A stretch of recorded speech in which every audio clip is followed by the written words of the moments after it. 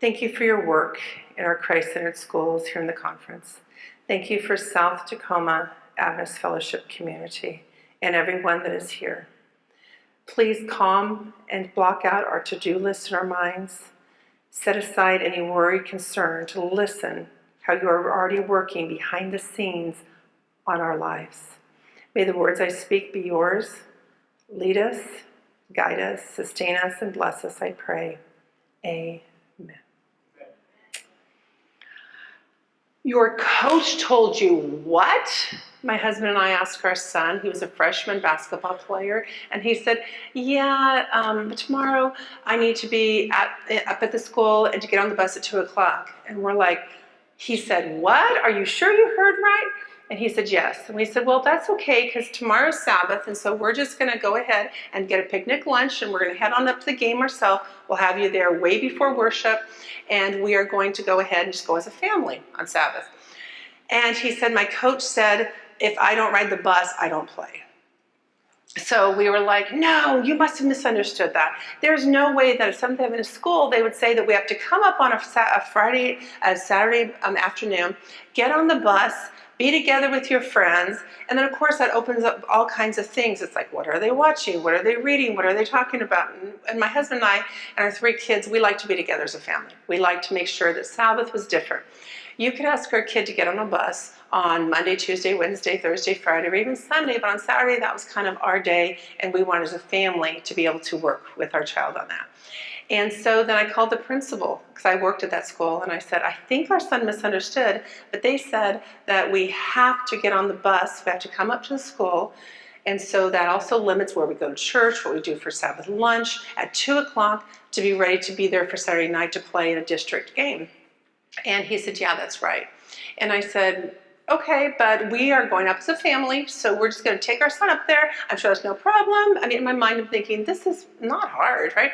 We're going to take our son up there, and obviously if we're late or something, you can have him not play. The coach could say, you don't play, but as long as he's up there in time, he'll be able to play, right?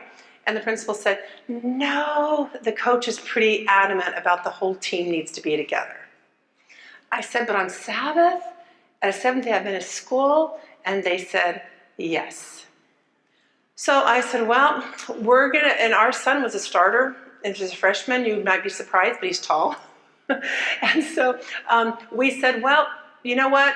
We need to go as a family. We're going to do what we feel is right. So the next day we went on up there. We had our picnic. We were there for Sabbath worship together with the team. They were ready to start. He suited up, and the coach said, you're not playing. And he's like, Mom, Dad, they said I can't play. He said I can't play. And we said, well, you know, you may not start, because he was kind of upset because we didn't get on the bus, but I'm sure he'll play at some point. My friends, our son, as a freshman, stood there for the flag salute, stood there in his uniform, sat there the whole time, benched 100% of the game, because he refused to get on the bus on Sabbath on school grounds. I was like, I couldn't believe it. Now, we had been at this place for about 15 years. My mother lived there, my stepdad lived there, my sister-in-law lived in this town, my nephew lived in this town, my children were born in this town, we owned a home in this town. You get what I'm saying?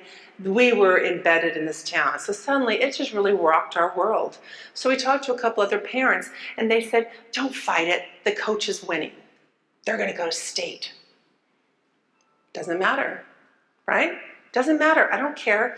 We want to be able to do what we want to do with our children on Sabbath. So we went to the board, and so we went to the board and we said, you know, we just want the right to take our child, instead of riding on the bus, on Sabbath with us. Is that fine? And they took a vote that day, and they said the coach has ultimate authority. Whatever he says goes. Well, the minute you say that somebody has ultimate authority other than Jesus Christ, I was like, I cannot believe it. So we went to the conference office. We talked to the superintendent, and they said, yeah, it's wrong what they're doing, but we're going to pray for them. Go work it out. So we said, well, let's go to the NPUC. So we called Religious Liberties, and we said, this is the situation. We didn't tell them it was an Adventist school. We said, this is the situation, and what can we do? And they said, oh, absolutely, we'll advocate for you. We said, excellent. And they said, what's the school? And we said, blank, Seventh Adventist school. Oh, yeah, no, we don't get involved with our own. But if it was a non-Adventist school, of course you have right, because it's religious liberties, on Sabbath. Well, it was at that time that my husband and I, we would have never chosen to leave this place. I was in the classroom for about 20 years by then, about 18 years, and even more than that, maybe from California, and we wouldn't have left. I was 3rd and 4th grade teacher. I loved it. Our kids had friends, and so we started to pray. So my husband and I prayed, and one of the verses we found was James 1, 2, and 3. James 1, 2, and 3. Consider it pure joy, my brothers and sisters, whenever you face trials of many kinds, because you know that the testing of your faith produces perseverance. I'm sorry, my friends, but this did not feel like pure joy. I was not jumping up and down thinking my world may suddenly change because of one coach and what we allowed him to do on one of our schools, on one of our own schools. So then I was praying. I was like, Lord, I don't want my faith tested. I don't want my perseverance tested. Please take this trial away. Well, then I found 2 Corinthians 4, 8, 9. And I thought, oh, great. This I'll hang on to. We are hard pressed on every side, but not crushed. Perplexed, but not in despair. Persecuted, but not abandoned. Struck down, but not destroyed. We hung on to these verses. We just knew that God would help us and we would not be broken. I felt broken. I felt like everything that we had come to, all of our time pouring into school, was changed, and we just did not understand where this was going for. We were asking God, what do you want us to do? Do you want us to move? Do you want us to stay here and fight?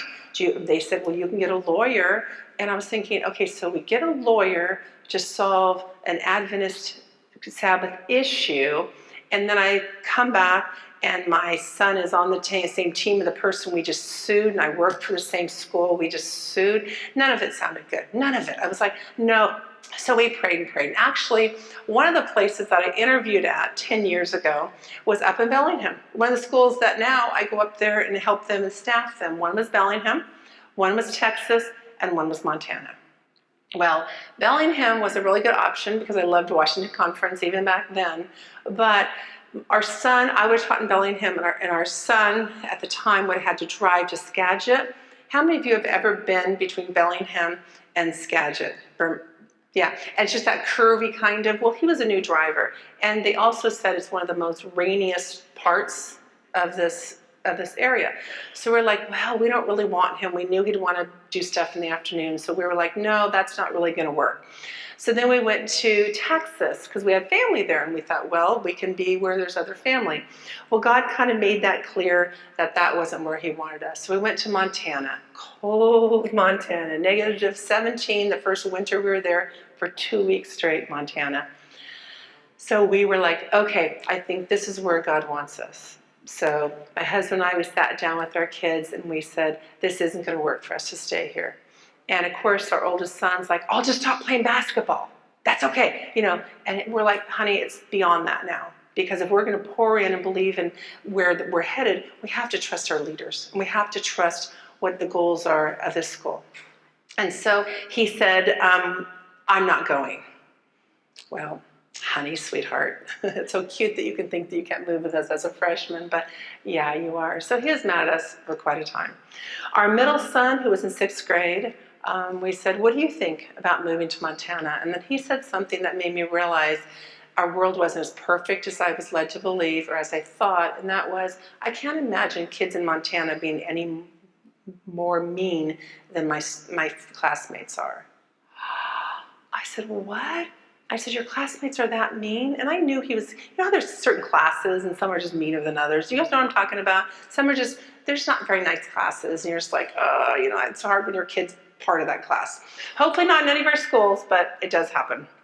So I said, has that been this hard? And he goes, yeah, they've been kind of mean. There's a lot of bullies in there. Well, why didn't you say something to us? And he said, well, I knew you taught there. I knew that there was nothing they could do.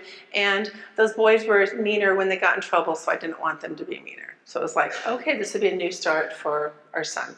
And then our daughter, her question was, can we have chickens?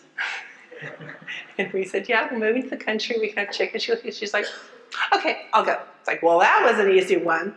So we packed up and we moved to Montana. And I was like, we got closer as a family. When I was there, I thought I was going as a teacher, but then last minute they said we need a principal. So I had an opportunity to be a principal, and our superintendent left about 6 years ago. And so then I got to help it as a superintendent, which actually then brought us over here. So the journey was different than had God answered our prayers back 10 years ago.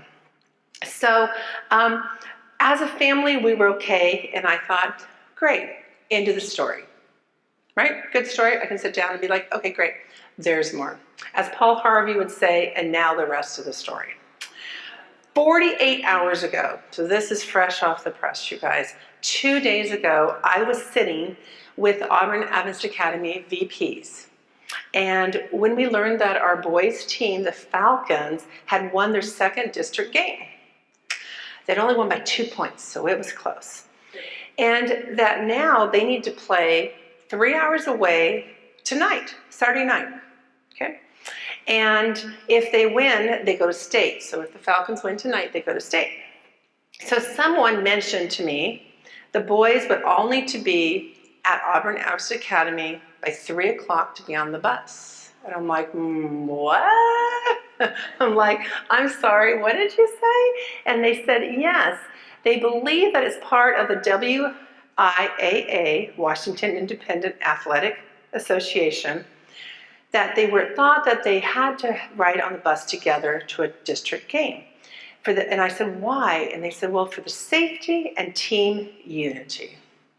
Well, there's not too many, how do you say it, hills that I'll die on. My friends, this was a hill that I would die on. And I suddenly, when I was sharing with my husband later, I was like, is this why 10 years ago God had us walk through this journey? So now 10 years later, I am in a place where I can be like, no, that's not what we're doing. Our kids will ride with their parents. So I just said, I don't care what the WIAA says, we are not mandating that our kids ride a bus on Sabbath. And they're like, well, that's not really how it's done. I said, I don't care, I'm sorry. You know? And it's like, was this why God said, we need you, Michelle, to learn how hard it was so then you can advocate for the kids 48 hours ago? And I was like, wow. So I said, we need to work it out that they can ride with their own families if they choose. So I called the AD and he said, oh, absolutely, I agree. So the team came together, we made it work out. So this afternoon, in a few hours, many students are running up north to Coopville to be with their parents, for those that want to be with their families on Sabbath. And then after sundown, about 6:30, we'll gather together and play our game. And then they said, well, some do want to ride in a van or bus. And I'm like, absolutely. We're not going to say we're not going to offer one. There's just not a mandate that if you don't get on the bus on Sabbath afternoon, you don't play. Because it's like, that's not going to happen. So did God work out this painful 10 years ago? Is this an example of God's preemptive grace? So I started looking at this word preemptive. It's an adjective. You can tell I'm a teacher, huh? It's an adjective. Preemptive describes an action taken to prevent something or to address a situation before it becomes a problem. Implemented in advance to avoid a potential concern. Grace is a noun, describing kindness or mercy. So in other words, preemptive grace, before we even ask, God is extending grace proactively. He is working behind the scenes. Maybe it might be our behalf, it might be other kids' behalf, it might be the boys' basketball team that need to be with their own choice to go on Sabbath when they want, to where they want. We don't know what the scenes are behind. So this was on Thursday. But I'm so excited to share. And we sat in on your Sabbath school when we first walked in. And the gentleman was sharing about don't be afraid to share when God's done something great in your life. So that's kind of, I was like, oh, that's what I'm doing today. So Thursday was a double hitter. There's a second miracle. God answering before I even knew I needed the call. So one more story. So every day I would drive to school, to Auburn Adventist Academy, and there would be a sign right out in front of the ABC that had different things scrolling. Do you guys know what I'm talking about? How many of you know where that sign is on the corner? A few of you. Okay, good.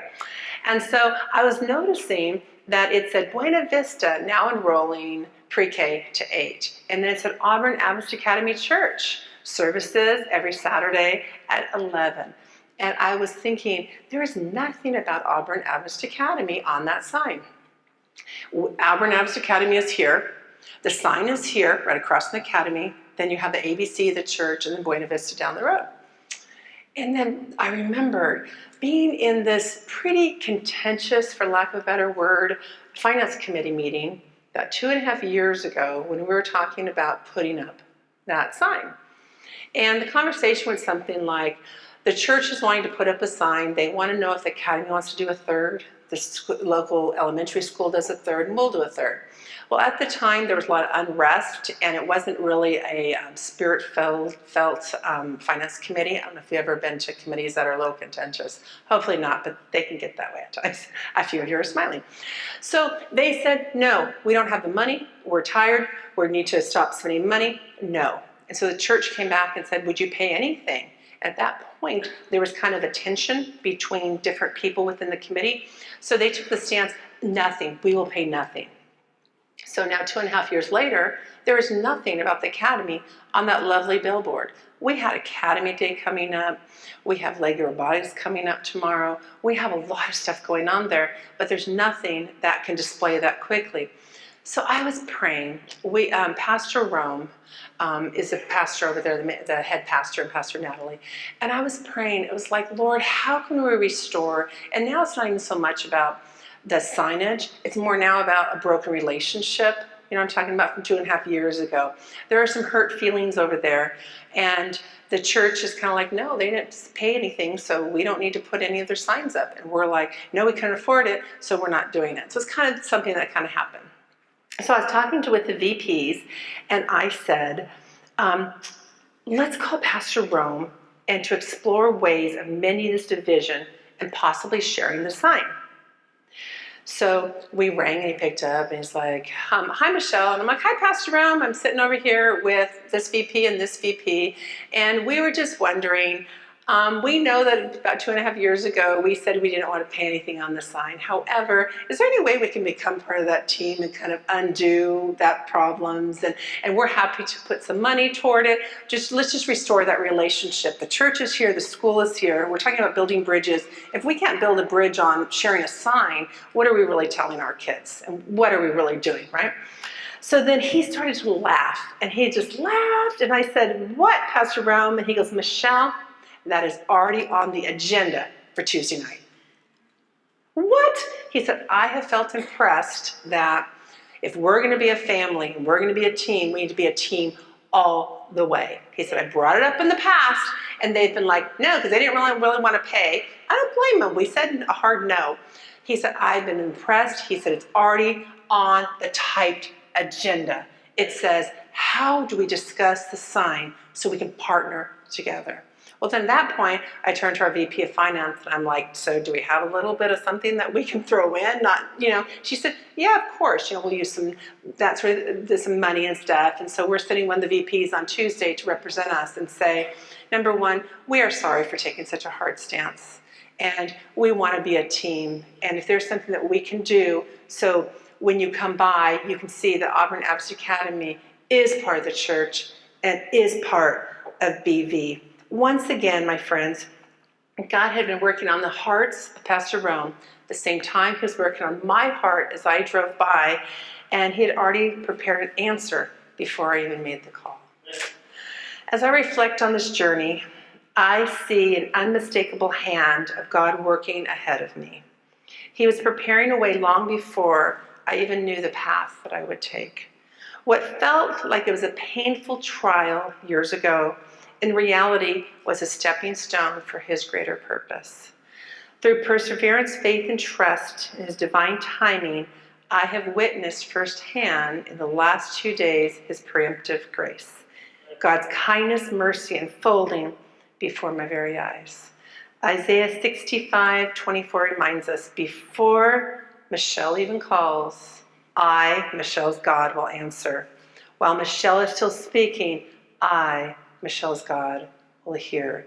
Put your own name in there, because that's how personal the God he is.